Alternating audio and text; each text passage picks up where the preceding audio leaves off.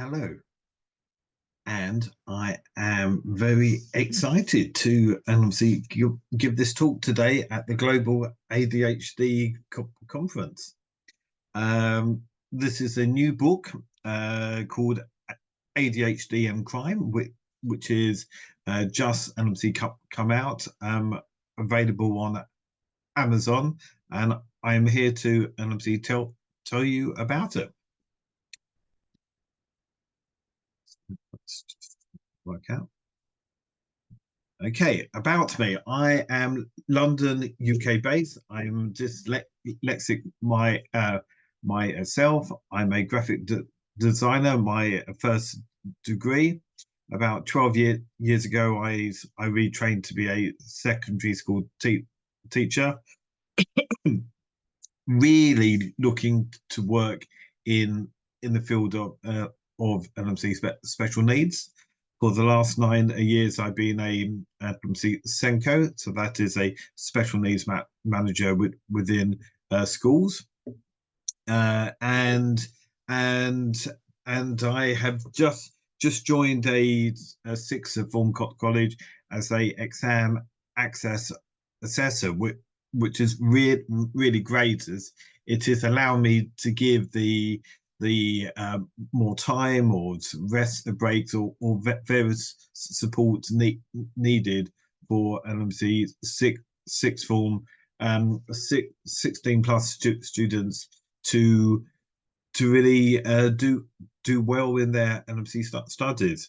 I'm also a expert for the Department of Education. For my 50th, I'm 56 now. I gained my PhD, and it was in dyslexia, school-based trauma, and post-school success.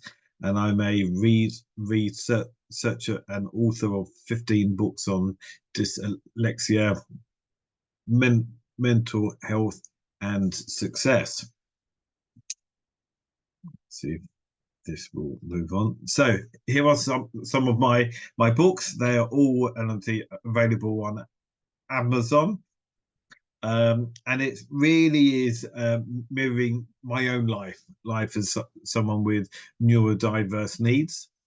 So you will see here a lot of these are on mental and obviously health, and also surviving as a dyslexic through a school, through getting married, being a parent, and really the books to the bottom are some fiction I was working on. All of these are obviously available. A fascinating one on the top right is looking at dating, marriage, and obviously parenthood. This is based on a new book series on crime. So the first one was Dyslexia, Neurodiversity, and Crime, came out in 2023, and the latest book on ADHD and crime came out in June. So it's fairly new, and I've just written these latest one on autism and crime. So it really is looking at and obviously different sides of school from a school view, and really it is all about the school to prison pipeline. How what happens in a school can lead to people with neurodiverse needs falling into the wrong crowd, and that therefore obviously crime follows that. Also, it's very much about, as a school leader myself, what is it that we're doing in school that either supports a neurodiverse learner doing well, or it is creating more obviously barriers. And with dyslexia,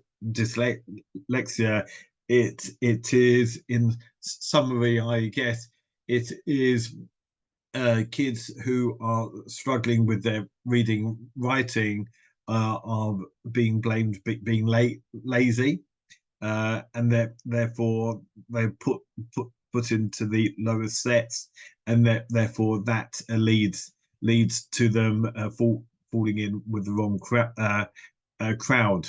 With the ADHD, it's very much about uh, kids being perceived to be naughty and therefore blamed, and therefore just dealt fairly severely by the school policies regarding just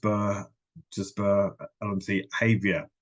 With the autism, it is quite strange because it's the meltdowns. The meltdowns are being blamed.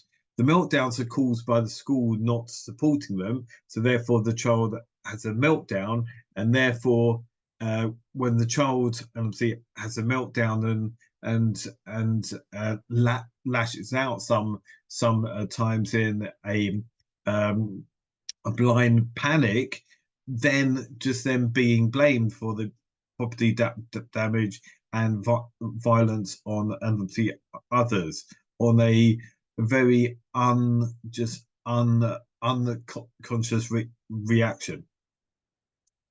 So why the book? Okay, so I began working in a secondary school in North London. It was a boys' school, and post COVID, there was a huge rise in the number of students with ADHD, privately tested, and also referrals to NMC CAMS. I was quite busy, and I knew just what NMC screeners should be used for CAMS.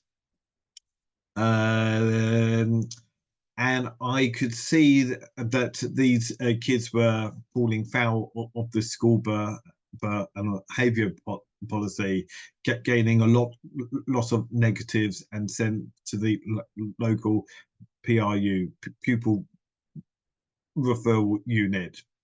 There was a lack of skill and awareness about ADHD within these teaching staff, and they weren't really sure what to do, and parents were choosing to not medicate, relying on the school to severe ADHD kids, but without any form of treatment, and the parents were blaming the school for not supporting their choice to not medicate. Now, I'm not someone that will say that you should medicate your child, but so you choose to not, then really think you should be supporting them in another way so that they can cope. So I did something positive. I worked with Addis, which was a charity in North London, with the amazing Andrea Bilbao, and I found a pot of money, and we got ADHD mentors to come into the school, specialised NMC staff, either pick people with ADHD themselves, or obviously parents of kids with ADHD. Parent courses, parent and help alliance, staff training, and a free fidget toy for every student with either ADHD or autism, and the results were amazing. It completely changed the school. There was a decrease of negatives and referrals to the PRU, and an increase supportive training of staff. Staff learned about medication and why it's used, and understand also the negatives to it. Parents felt listened to, the students felt listened to, and it was a much kinder place to be. And then we gained more, and obviously funding for a second year for the project. There are a lot of challenges in just in school, and the book talks about these. It teachers perceive ADHD kids being naughty and dangerous. It's all the impulsive traits they will show, and they weren't really asking why, because there isn't time for that. They are juggling a obviously class of 30 kids. It's not really well known what is the cause of ADHD, and that is the dopamine deficit. So without that, the child is in shock. So what is ADHD? Well, it's a dopamine deficit. Dopamine is the pleasure giving drug within the body. It's normally created in a natural way. So a child, you or I, just might not have an ADHD. So a chocolate bar or a nice apple could give us pleasure. For a child with ADHD, that's not going to work. They will need sport. They will need adrenaline just going through their veins. So a run or a fight or a argument could be that for them, and that gives them far more pleasure. It's altered processing difficulty. So that means that to try and decide what are things to do first, and to organize their studies, and to try and break down tasks is a processing task. Say that you struggle with that, then you will really have a hard time. A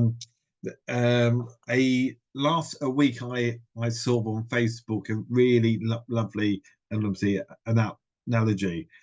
Here is a pen, a biro. It's got one lead there with ink, or tube with ink. Now imagine, so it's quite easy for someone to use it to write. Imagine those pens where there is like seven inks there, and you are choosing which one to use. Now this is what someone with ADHD struggles with, is because they're trying, that in their brain there are voices telling them to do things. Their brains racing, and so rather than getting out one ink to write, they're pressing on all of them together, and therefore it gets jammed. So you can't write, and this is these processing and obviously difficulty. There's too much going on, and therefore nothing's done. There are three subtypes. You've got hyperactive and the impulsive subtype. You've got the attentional subtype, and the combined, the two above. So there are three obviously subtypes, and subject to the subtype, you will treat it in different ways. So A problem is also the school just and obviously behavioural policies. Class sizes are growing. The demands on teachers growing, and then the school wants them to sit down. You know, to sit down and be so called normal. No one's normal. It's causing kids with ADHD to feel trapped like a caged lion. All these rules of what you should do and shouldn't do, of sitting down and sitting up and not moving and not playing with your pen. Yeah, all these rules are really obviously difficult, and that causes them to just feel like a trapped lion. So the study began with a online survey, just with various Facebook groups, ADHD Facebook groups, and there are a lot. It's asked and obviously how they were diagnosed, how they were treated in school, and why they and how they were drawn into obviously crime. Some of them had gone to prison, but mainly low level crime, just not being caught. A lot filled it out, and obviously 25 were then in interviewed by myself for the book. There are no quotes from them, but really it was to confirm the themes I was talking about. Results are huge. So it said it was about medication, the traits showing up. 71% of the group lacked focus. 65% had poor time management, impulsivity, lack of motivation, poor self-image, relationship, and obviously difficulties. 63% had been offered medication, but 45% of that group carried on taking it. A lot self medicated for their ADHD. A lot felt blamed by their school and for doing things out of their control. 32% of the sample had been spoken to by the police between the ages of 12 to 18 years old, 7% in obviously primary school, and 10% between the ages of 19 and 30. The type of drugs they were involved with were drugs, stealing, driving under the influence of alcohol and drugs, violence towards property, and violence towards others. And the book talks about several themes. So the need for early screening, fast and obviously diagnosis. 54% of my sample were obviously diagnosed from 30 years old and up. It's 30 to 45. Sorry for the typo. And 25% between 19 and 30. So a lot were not seen at school, and that is quite telling for me. We need to change the narrative of teachers seeing a child being perceived to be naughty and then blaming them for that, rather than obviously asking why are they obviously doing it. In fact, what is it that that the teacher isn't doing? They're not just in engaging the learner.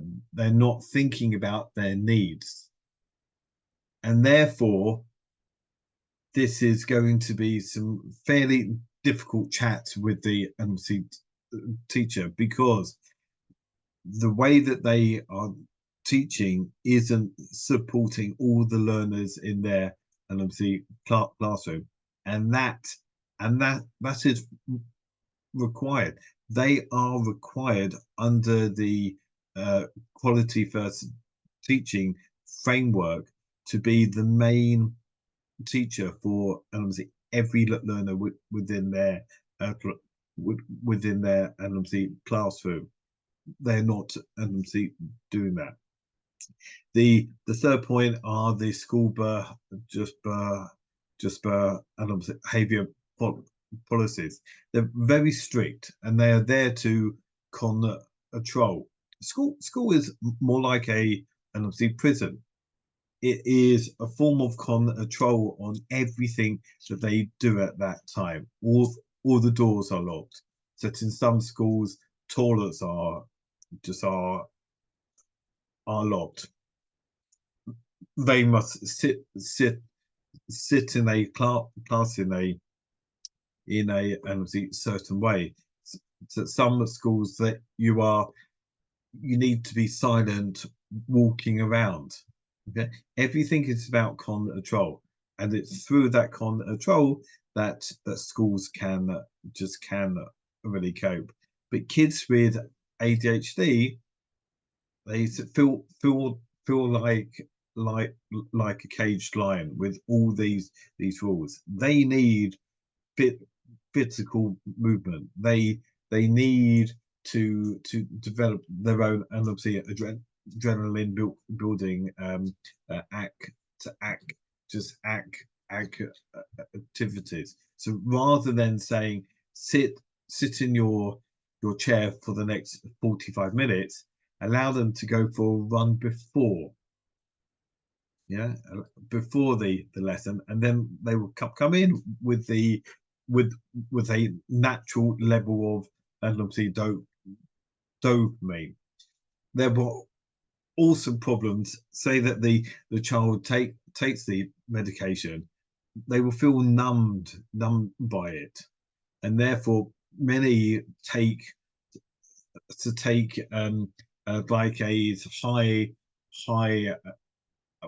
high caffeine drink to deal with feeling numb, and so the caffeine drinks gives them that buzz, but the caffeine drink is giving them that dopamine high, and following that you will have a low, and therefore some kids are taking 3 or 4 of these caffeine drinks a day, and they're going uh, um, uh, high, low, high, low, high, low, and they're just bouncing throughout the day. So in summary, a lot of kids with ADHD, they feel rejected and misunderstood by the adults that should be the experts. Could be the parents, could be teachers, or school leaders. So they feel that everyone is against them, and that sort of thing drives them to do things. Crime is a choice, and they're choosing to get their own back, really. So the way that we tackle this is to try to break the school to prison pipeline, and that is changing how we in school support kids with ADHD. we need to get them diagnosed earlier, and for that to obviously happen, we need to raise the level of awareness through really training. So to break the school to prison pipeline, we need to obviously assess kids earlier. We need to treat them earlier, and therefore they will gain through the medication. Say you choose to really take it, that obviously constant level of obviously dope dopamine drug, so that they can sit down in lessons and do well. I've seen kids who are taking ADHD medication who are doing so well in their school. They're gaining GCSEs, they're gaining A levels, they're going to uni. They are attaining their really potential. And I've seen kids where the parents have chosen to not give the medication, and that's fine. It is their choice as parents. But these kids are struggling. They're getting into trouble a lot. They're falling out of school. They are being sent to the PRUs. Crazy thing is that the government stats last year have shown that 0.5% of the population are being given ADHD medication. Say that they can find it. 0.5%. Okay. However, these stats are suggesting that the prevalence of ADHD is 4.5 to 5%. So therefore, you've got a lot of people who are not getting the medication they need, and they are being unfairly blamed. So the stats also say that that there are more adults now receiving ADHD medication than the young people. Again, it's a shocker. These kids need it. They need to be assessed and to be diagnosed and to be supported. Okay, so we need to break this pipeline, and we have to stop these our young people falling into drug and gang and obviously culture. So there's a new book coming out next month on ADHD and obviously addiction, and next year should be the book on ADHD, autism and crime. All these books you can find on Amazon, and there should be an obviously audio version coming out soon. Thank you for your time. Okay. Thank you and goodbye.